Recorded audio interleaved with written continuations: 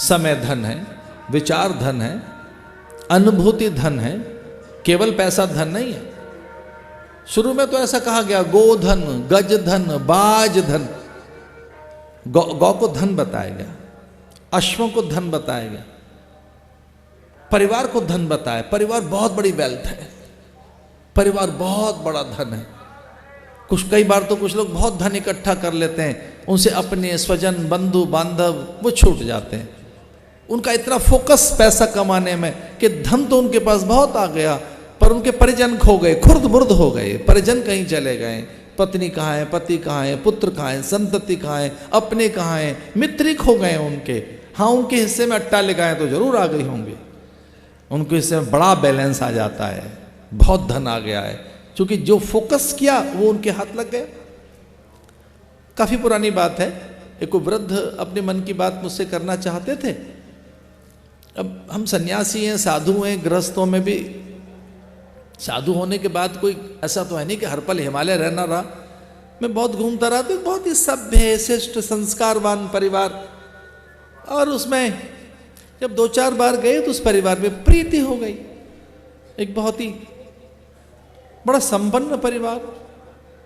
उस परिवार के मुखिया ने मुझसे कहा कि कुछ एकांत में मन की बातें करनी है, बहुत मन की बात। हम दोनों पति पत्नी मिलकर, ये ध्यान रहे बच्चों को पता न लगे हमने आपसे क्या बात की है। लगभग 1 दशक हो गया इस बात को, लगभग 10 साल हो गए इस बात को। कुछ मन की बात कर दी है, बच्चों को पता ना लगे। तो तब इस तरह से कोई हाइड कर सकता है, इस तरह से छुपा सकता है, और संतानों से कोई चीज छुपाई जाती है। 10 साल पहले मुझे भी नहीं पता था, अब तो मैं ही बड़ा चतुर हो गया कि किस तरह से हाइड की जाती हैं चीजें।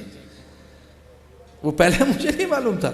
मुझे लगता बहुत ट्रांसपेरेंसी होती होगी, माता पिता क्या छुपाएंगे, बच्चे भी क्यों छुपाएं कोई चीज।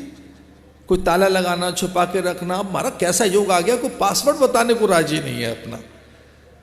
सबने अपने अपने मोबाइल में अपने पासवर्ड डाल रखे हैं, और किसी की हिम्मत नहीं है पूछ ले कि भाई जरा हमें बताना क्या है। अपने अपने गैजेट्स में अपने जो आईपैड, आईफोन, आई जो एक जो आई एक कॉन्सेप्ट आया है, मुझे लगता है आई सैड है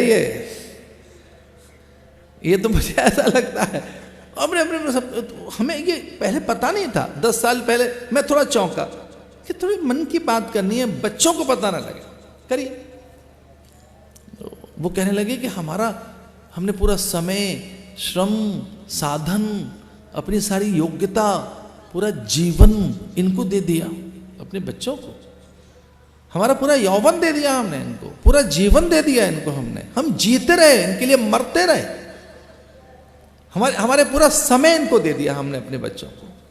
हम कभी स्थान परिवर्तन के लिए नहीं गए, भ्रमण के लिए नहीं गए, देशाटन नहीं किया, तीर्थाटन नहीं किया। हम इतने संपन्न व्यक्ति, हम चाहते तो अनेक देश घूम लेते।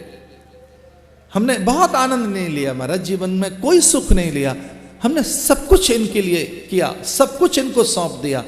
और अब क्या हुआ है, बोले वो हमारी सुध नहीं ले रहे हैं।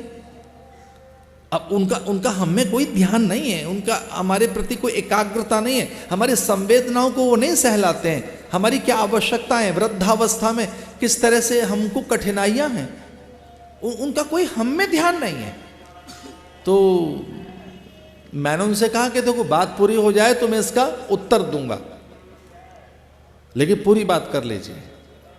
तो लगभग उनकी आंखों में भी आंसू आ गए ये कहते हुए कि हमने पूरा धन, जीवन, यौवन सब इन्हें दे दिया, कुछ नहीं रखा अपने लिए, और इनके लिए मरते रहे। और अब है कि इन्होंने आंखें फेर ली हैं। तो मैंने कहा ये आज्ञाकारी संतानें हैं, ये सच्चे पुत्र हैं आपके। जो कुछ इन्होंने आपसे सीखा है अब अपनी संतानों पर उसका प्रयोग कर रहे हैं। आपसे तो सीखा है इन्होंने कि बालकों के लिए जिया जाता है, उनके लिए सब कुछ सौंप दिया जाता है। आपने कुछ और कहाँ इन्हें सिखाया, कब कुछ और नया क्या बताया आपने कब कोई सामाजिक अनुष्ठान किए लोकहित के लिए? आप कब इन्हें बाहर लेकर गए परिजनों के लिए, संबंधियों के लिए? चूंकि उनकी बात में ये भी एक बात थी कि हमने इनके लिए इतना जिए कि संबंधी छूट गए, परिजन छूट गए।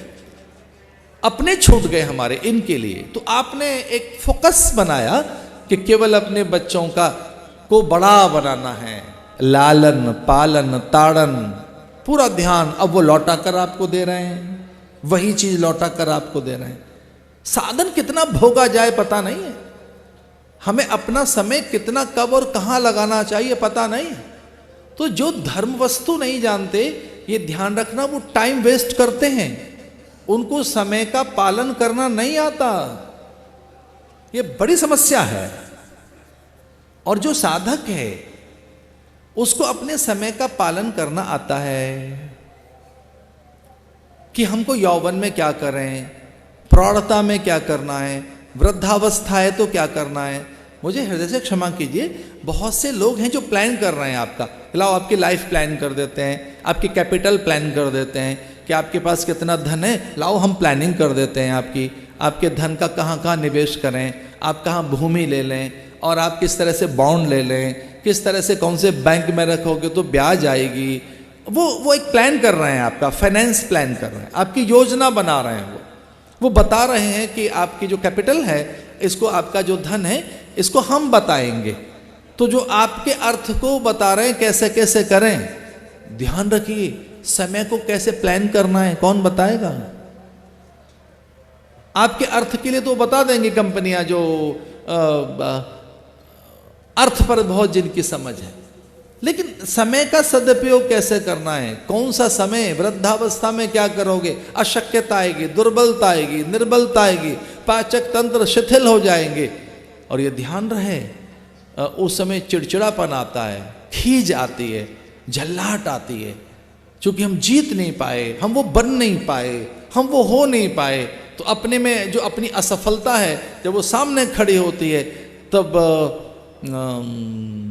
कुछ और स्थितियां होती। इसलिए जो समय है अर्थ के रूप में, मैं अर्थ की बात कर रहा हूं, धन की बात कर रहा हूं। तो कुछ लोग धन को केवल पैसे के रूप में लेते हैं, धन को केवल सोने के रूप में लेते हैं। धन माने समय, जो समय है उसकी योजना कैसे बनाएं। भोर में किस तरह से पंछी निकल गए, भोर में कब उड़ गए, डोर मेरा कब खुलेगा, ये पूरी मेरी मंडली को पता है। उसमें कुछ फ्रैक्शन ऑफ सेकंड का अंतर हो सकता है, कुछ 20 सेकंड का या 30 सेकंड का। उस बहुत दिनों से, 1 साल से नहीं, 20-25 साल से, वो मेरा द्वार भोर में कब खुलेगा उनको पता है। क्योंकि मैं जिस गुरु के पास रहा उसने कहा तू समय और इसकी गति, इसके स्वभाव और इसे लाभ लेने की बात मुझसे सीख, क्योंकि सबसे बड़ा धन है समय। चूक पुण्य का पछताने, समय चूक पुण्य का पछताने। अब कैपिटल की बात कर कि जी हमको तो बहुत धन कमाना है, समय धन आपके पास है, समय का सदुपयोग कैसे करें, समय की योजना क्या बनाई है।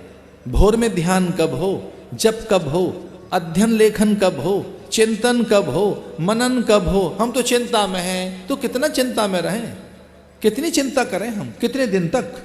हम तो बहुत चिंता में, हम तो बहुत दुख में हैं, हम तो दूसरों से बड़े आहत हैं, तो कब तक हर्ट होके रहें उनके बीच में। जिन्हें निकलना नहीं आता उस समय को ब्यूटीफाई कीजिए, उसे सुंदर बनाइए, बहुत बहुत बहुत करो, उसमें अलग अलग अलग अलग अलग चीजें डाल दो, उसमें लेखन है, चिंतन है, अध्ययन है, मनन है, उसमें शुभ कर्म है, कई कई कई चीजें।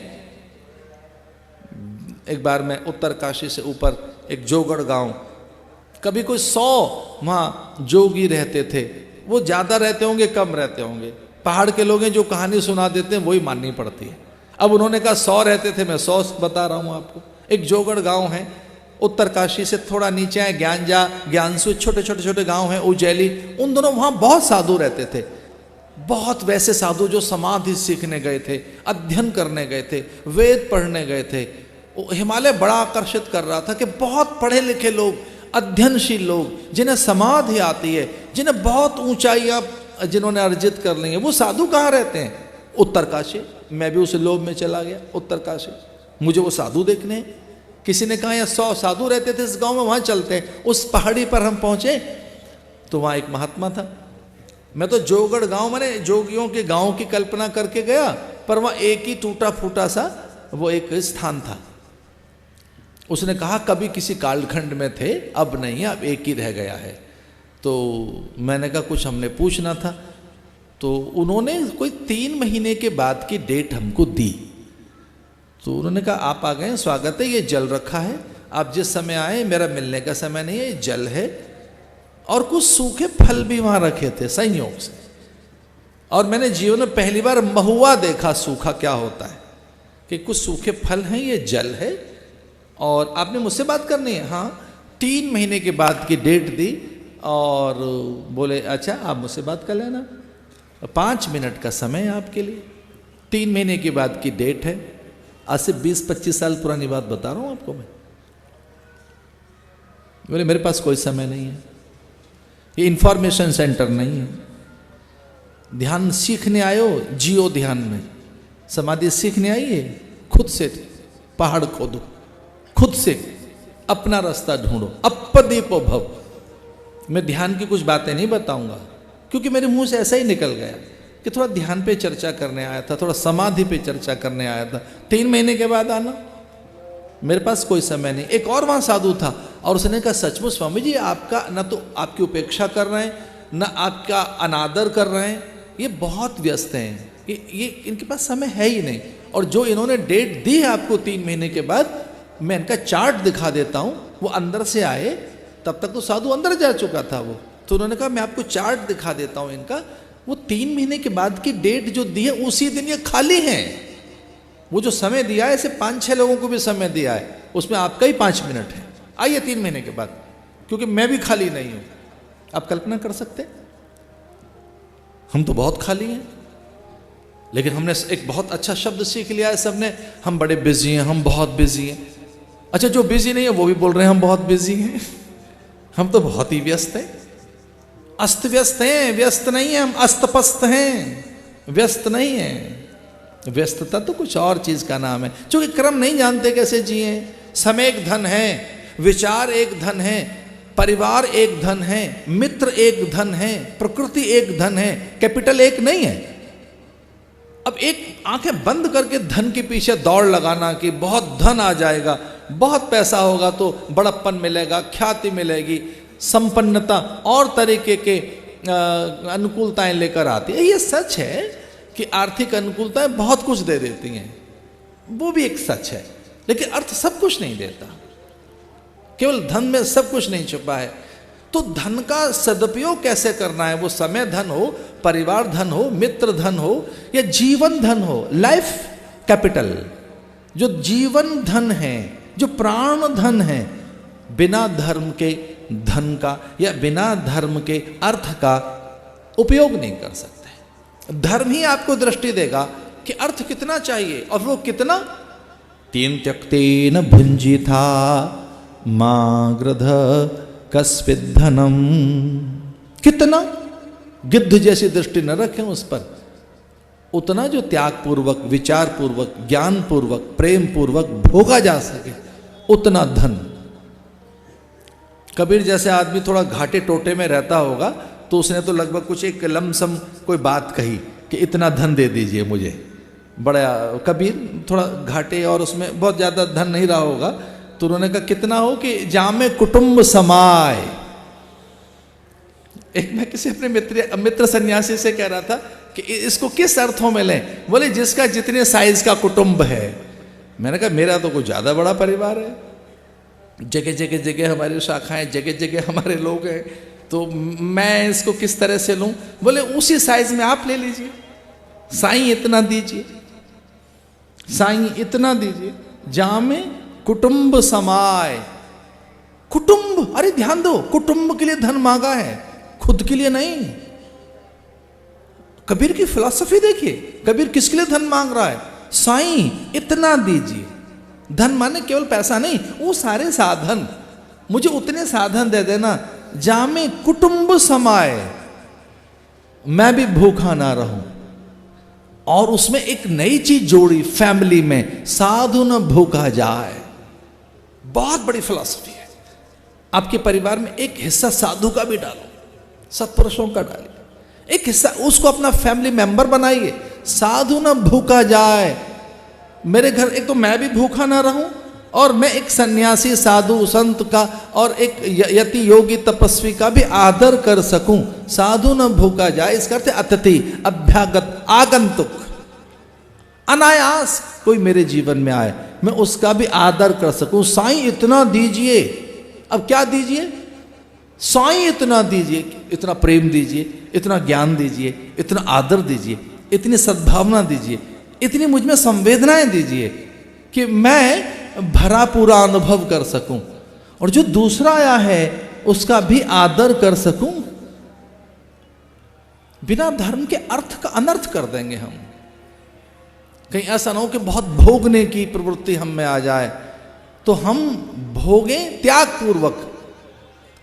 त्यक्तेन भुंजी था, वेद ने कहा है जो कुछ आए आपके लिए ये आपके भोगने के लिए नहीं है, त्याग पूर्वक भोगो। और मेरा ऐसा विश्वास है कि व्यक्ति जब त्याग पूर्वक भोगता है तो बचता है, फिर बहुत बच जाता है।